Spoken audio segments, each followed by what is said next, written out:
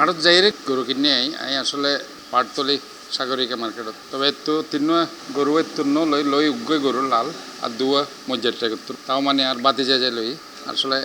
দূরতা যাই না পারি তবে আর বাফও লইতে লাঙারে লইছে ছোটো হালে ও এডিলে সেম এলে সাদা গরু লইতো আর তুন লইতে এডিলে দু তিন গরু লইতাম সেম এভাবেই মাঝখানে হয়তো বা 2-3 বছর আগে বড় লইলাম মহিষ লইলাম এবার গ্যাতুন লইলাম মিরেশ্বর এতুন কারণ ফার্মতুন লইলাম অনেক বড় প্রায় এবার লই দিব 22 না 23 সালত মহিষ আর এডিলে আর নলই গরুই লই আর কি হাঁড়ো তারা ছোটো হালতুন আর বাবার লই যেতাম তো আর ছোটো হালে লই যেত আর গরু আর জিন চয়েস করতাম আর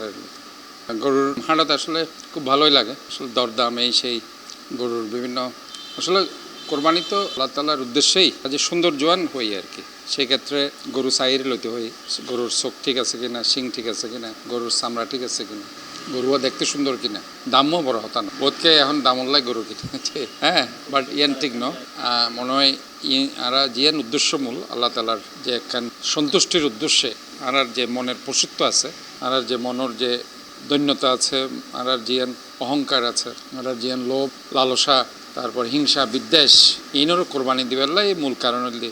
ঈদ উল আজহার মর্মার্থ আত্মত্যাগ কাজেই মূল হইলে আল্লাহ তাআলা এই কোরবানিয়ান কবুল গড়ের কিনা কাজে কবুল করতে গেলে আরা হাটত যাইরে বিবিধভাবে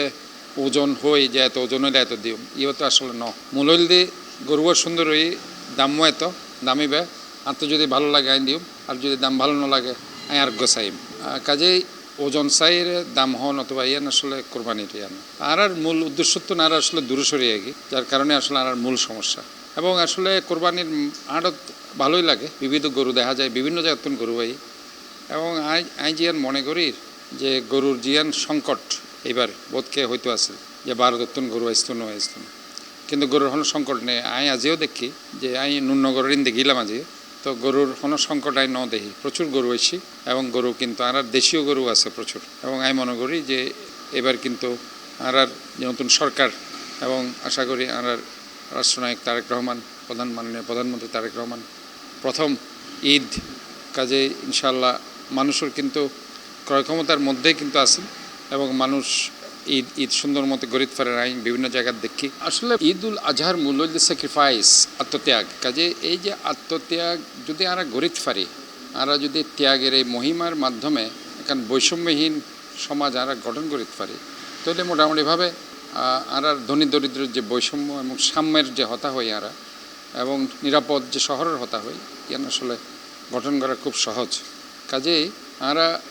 যদি এই যে পশু কোরবানির মাধ্যমে মনের যে পশুত্ব যদি আমরা বিসর্জন দিতে পারি আমরা যে আমরা নিজের যে অহংকার দন্যতা আমরা যে হিংসা বিদ্বেষ যদি আমরা পরিত্যাগ করি আমরা যদি সুন্দরভাবে ভ্রাতৃত্ব বন্ধনে আবদ্ধ হতে পারি তাহলে আমরা একখান সুন্দর বাংলাদেশ আমরা গঠন করতে পারি আর একখান সুন্দর শহর এবং চট্টগ্রামও আমরা গঠন করতে পারি।